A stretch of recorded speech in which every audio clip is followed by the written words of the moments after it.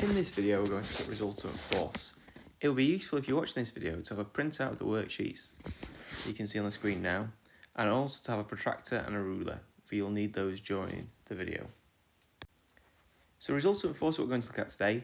Remember that resultant force is the sum of all the forces acting on an object, and it's one force that can replace all the different forces that act on an object. What I'm going to do is I'm going to show you how to do question 1, then I'm going to pause the video for you to complete question 2. I'll go through the answers to that question, and then we'll move on to question 3 and question 4 and do them in the same way. So you look at the screen now at question 1, hopefully you got this on the sheet as well. It says that a boat moves through the sea, and there's a 3,000 force to the west of the boat. There's 1,000 Newton force to the south of the boat. It wants you to determine the magnitude and direction of the resultant force on the boat. And it wants you to draw a vector diagram of these forces to scale on figure 1. So the first thing to do is determine the size of the grid. So on the grid, I can see for this one here that I've got on the screen, I've got a grid that is 13 by 6. So 13 across and 6 going down. So once I know that, I need to then try and determine what scale I can use so I can fit 3,000 newtons into 13 centimetres. So how I did this is I thought that 4 centimetres would be equal to 1,000 newtons. Just put it on the screen now so you can see it. So 4 centimetres equals 1,000 newtons. And that means then that I get a scale. So divide that by 4, I get a scale that I'm going to use for this question, where 1 centimetre is going to be equal to 250 newtons. So what I would need to do is I need to use 12 of my squares going across to show the 3,000 newtons. So I'm going to do 12 squares going across.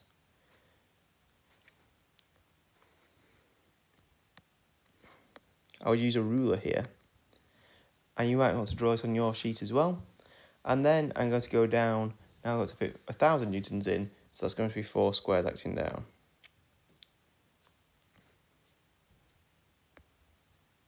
So there's 4 squares there. I'll put the arrows on to show the direction they're going in. So the first force is going to the west. The second force is going south. Then my resultant force will go from I'm going to put this into red so you can see it better. The resultant force is going to start at the end here and come down there and touch this end there. Now, as I say, I haven't got a ruler on the screen to use at the moment, but that's how I would draw that with a ruler. And then what I need to do is I need to measure my resultant force in red using a ruler. I would then also need to measure the angle using a protractor. So what I'm going to do is I have done this on some paper. I'm going to just pause the video while I upload the photo of my work on paper. So hopefully you can see my working on the screen now. I just want to talk you through this bit. So unfortunately, when I printed out the sheets at my end, these squares weren't quite a centimetre. So each of these small squares here should be a centimetre. They weren't quite centimetres, so that means that I have measured that with a ruler to have the 12 centimetres here. I measure coming down here to be 4 centimetres. When I measure this length at this side here, I got an answer of 12.7 centimetres. And then what I need to do is, because I've got a 12.7, I needed to multiply that by 250, because I've got 1 centimetre is 250 newtons. So 12.7 centimetres would be equivalent to 3,175 newtons. I've got that by timesing by 250, as you can see on the screen. In terms of finding my angle, I need to use a protractor in this part here to measure that angle there. So on the screen now, I've included the image with my protractor on, so you can see that I can use my protractor here. I've lined it up so my 0 comes down here and is in line, and I've read across there to get 90 degrees. Okay, so they were my answers, 3,175 newtons and 19 degrees.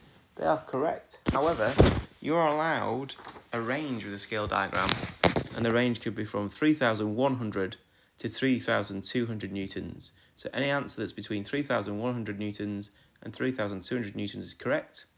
And also any answer that is between 17 to 19 degrees is also correct. In terms of the marks, just to go through that, you get a mark for the diagram. You get a mark for having the correct answer. And you also get a mark for 19 degrees. So I'd like you to mark your work there, please. Okay, what I'd like you to do now is I'd like you to have a go at question 2, which is on the screen now. and work that through in the same way. So the first thing to do is decide your scale. What scale will you use? You've got 5,000 newtons this time and 2,000 newtons. Once you've done that part, I'd then like you to draw the triangle and work out the magnitude of the resultant force and the direction that that force is acting in. I'd like you to pause the video now so you can complete that work. Okay, well, I'm hoping you got on okay with that. What I'm going to do is, just in case you find this hard, I'm going to quickly give you the scale that I use, so you can always have another go if you find it's quite tricky. So I thought that 10 centimetres would be equal to 5,000 newtons.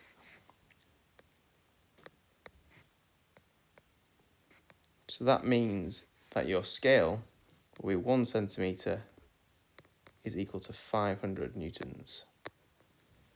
And that's the scale I use. So if you want to pause the video now and use that scale, then that would be a good thing to do. So how would you use a scale if you decide on that one that I've used there? So you're going to use 500 newtons is 1 centimetre, which means that the 5,000 newtons is going to be 10 centimetres. So you count across 10 squares here.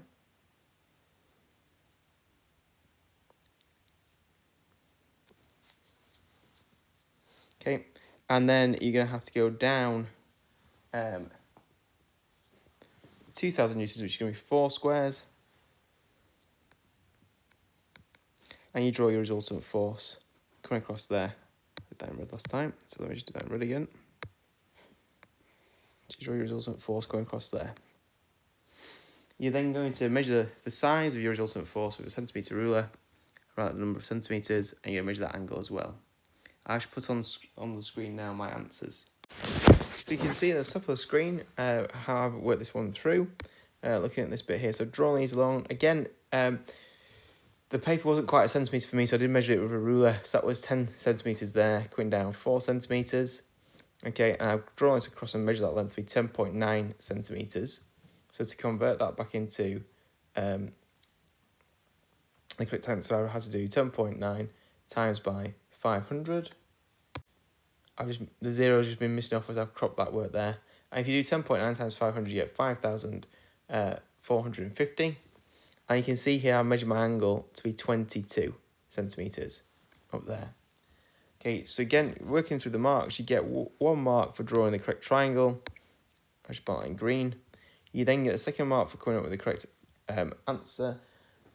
Now, an answer could have been for this question between 5,400 newtons and 5,500. So anywhere between 5,400 and 5,500 will get you a mark for that one. And then a mark for the correct angle of 22 degrees. And again, you could have an answer which ranged from 21 to 23 degrees there. So can you give yourself a score out of 3 for that question, please? Okay, so we're going to move on to a different question this time. So what you want to do here is you're going to draw a diagram for this. We're looking at the trailer on the screen now. We can see that we've got this image here with a bike pulling a trailer. We've got a tow bar there. And so this one, you've got a 200 Newton force in the horizontal direction, and you've got 75 Newton force in the vertical direction. And so you want to draw your force diagram that will look something. Your horizontal force of 200 Newtons there, and your 75 Newtons going up. And you're going to work out that resultant force, which I've labelled R there. And you're going to be wanting to find this angle here, which will just be in that bit there, which I call theta. So you want to draw a diagram like that using this sheet below with a grid. This grid, when it was my paper, did actually work out to be a centimetre per sort of large square. So this square here will be 1 centimetre by 1 centimetre. So you can work it using squares this time. I'd like you to think of a scale that you could use for 275. Maybe you want to pause the video and think of a scale, and then unpause the video, and I'll give you the scale that I used. So pause the video now. So the scale that I use here was that 1 centimetre was equal to 25 newtons. You could have used a bigger scale if you wanted to, but that one would suffice for me. So 1 centimetre being 25 newtons. I'd like you to use that scale if you want to, or you can use your own. I'd like you to calculate the resultant force and the direction of the force in degrees. If you pause the video now to do that, I'll go through the answers with you in a moment. Okay, so I hope you found that okay. So the first thing to do there is looking at that scale. I would end up drawing on here. Draw this in back again so you can see. 25 newtons being 1 centimetre, so you're going to have, for the 200, that's going to be 8 going across.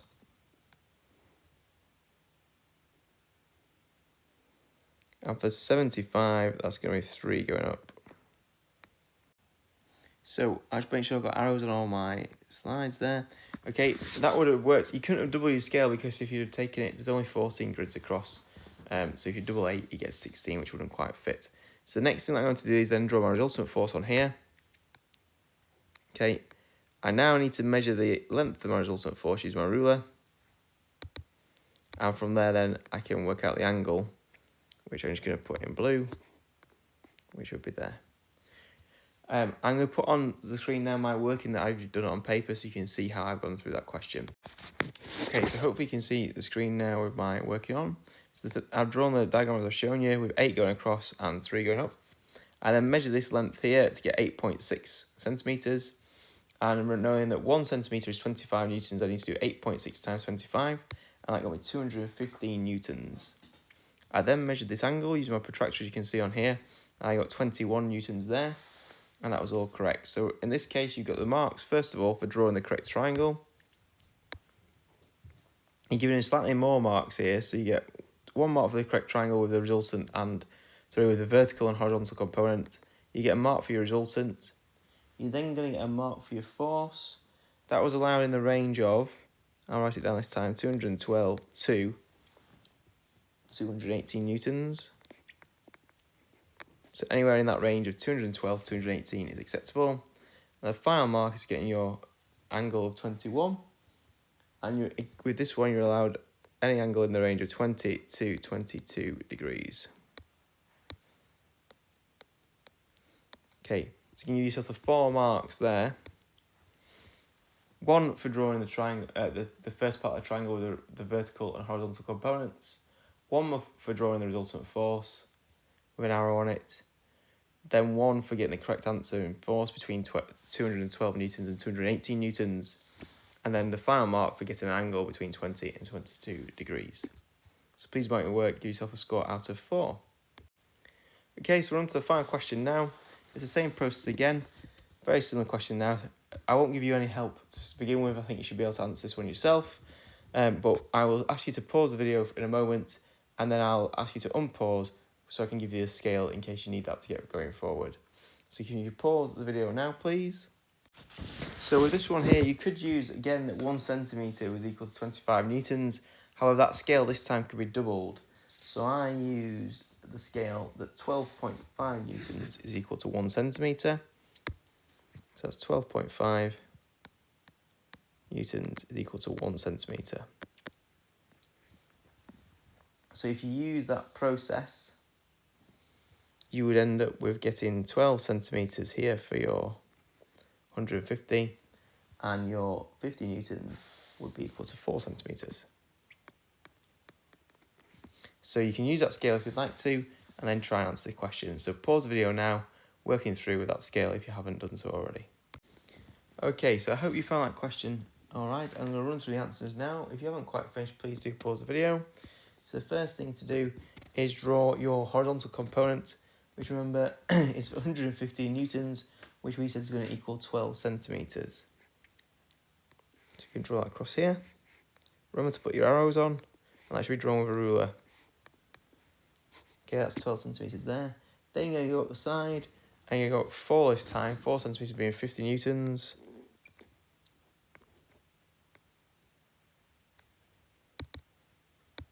So you draw your 4 centimetres up here. And then remember, again, that should be done with a ruler. The final thing then is to draw your resultant force going across. That's your resultant force, and you can then work out your angle, theta. So I'm just going to put my working on for this question so you can see that on the screen. Okay, so first put it on without the protractor so it's easier for you to see what I've done instead of marking. So I measure this to be 12 centimetres and this side to be 4. And then measure this horizontal here, which is the resultant force, and found this is 12.8 centimetres. Now remember that 12.5 newtons is 1 centimetre. So to find out the number of newtons, I need to take my 12.8 centimetres and times that by 12.5 newtons I've shown you here. I then get an answer of 160 newtons. So the work on the board so far is worth 3 marks. 1 for the horizontal and vertical component, 1 for the correct resultant drawn, 1 then for working out 160 newtons. And that was allowed in the range of 156 to 160. So anywhere between 156 and 160 newtons will get you the mark. Can you please mark the first 3 parts of the question there? I'm then going to load up my image with a protractor on to show you where I got the 19 degrees. So you quickly mark the 3 parts there. And then the final marking point is for getting the 19-degree angle. You can see on here I put my protractor on and measure that angle to 19 degrees. You've got the 0 going along here, gone up to 19 degrees. So the final mark is getting 19 degrees for your correct answer for your angle. And that is, any angle will be acceptable if it's, as long as it's between 18 degrees and 20 degrees. So can you please give yourself a mark out of 4 for that question, please? Well, thank you very much for listening to the video today. I hope you found that useful, and I look forward to very much seeing you next time. So thank you guys, and goodbye.